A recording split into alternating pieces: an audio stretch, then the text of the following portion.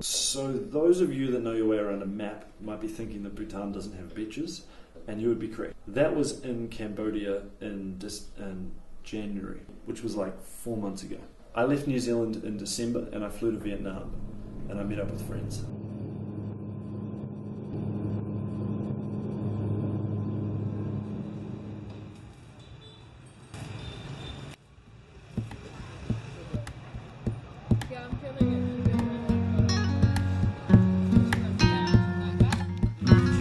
We started off way too late. So we got halfway up and we pushed back right out all that. Yeah. And then the rest of it.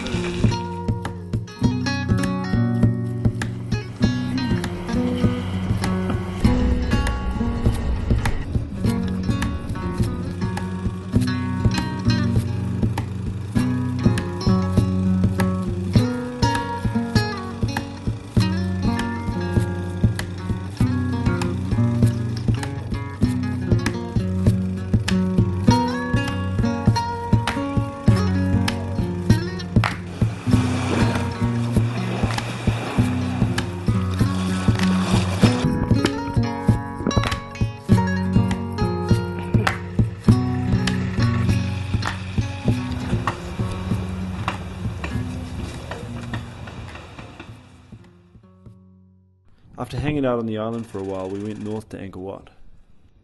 I left my friends in Angkor Wat and then I took a bus to Bangkok. A week later, I got on a plane and I flew to Bhutan.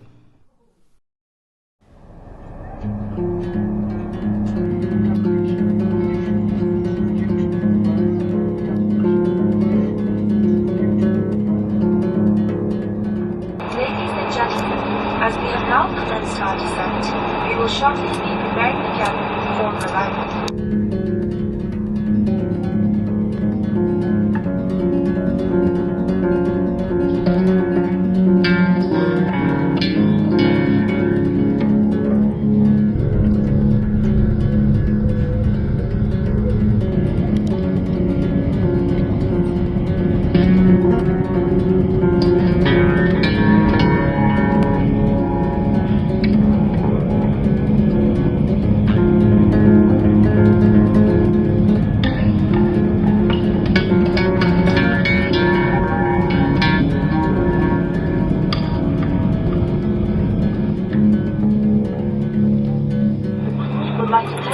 Finding us.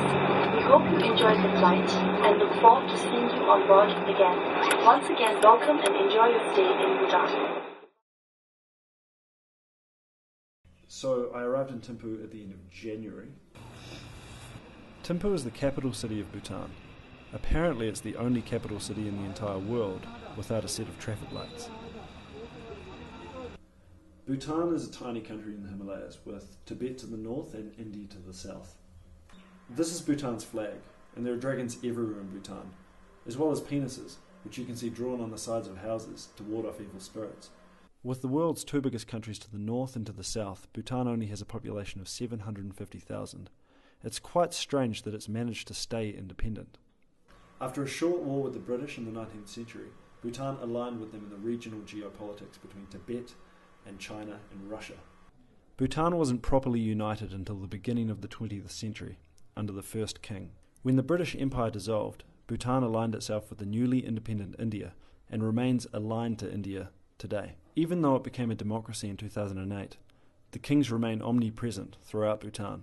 Here you can see the fifth king, the current king, on a wall between Avril Lavigne and Cristiano Ronaldo. And here you can see him at the back of the stage looking on at one of our school concerts.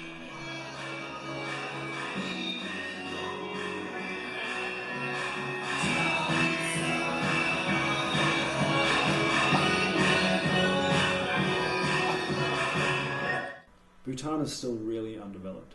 Television didn't arrive until 1999, and the average GDP per person is only about $2,500 a year.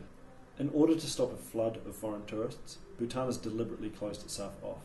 Tourist fees, depending on the season, are between $200 and $250 per day. This has meant Bhutan stays well off the tourist trail. While nearby countries in Southeast Asia welcome millions of people each year, Bhutan welcomes only about 45,000. Because of its geography and lack of development, transport links within Bhutan are still very poor. A trip from New Plymouth to Gisborne in New Zealand is supposed to take about 7 hours. When some of the other teachers were dropped at their schools in February, they drove a similar distance. Dropping people off along the way, it took 5 days. But I wasn't going towards the east. I was going to a dzongkhag in the south called Daga, and after 10 days of orientation in Thimphu, we got into a truck and headed south.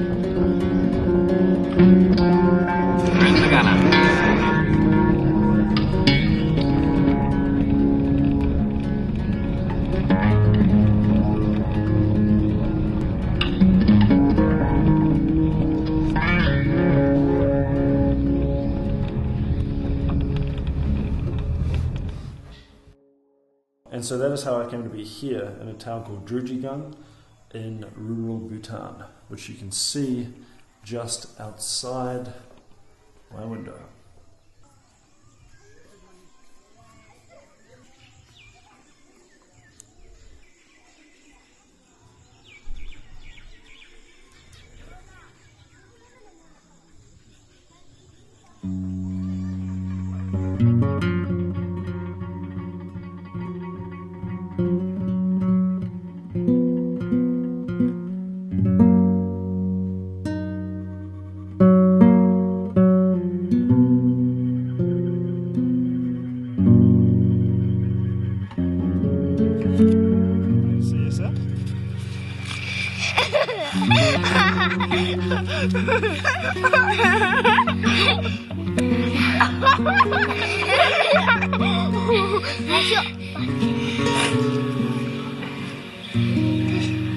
Ay, bebé, toca.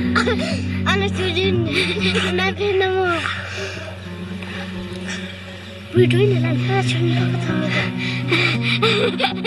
Ay, maka tuma siya. Asli aja. Sana. Gazu.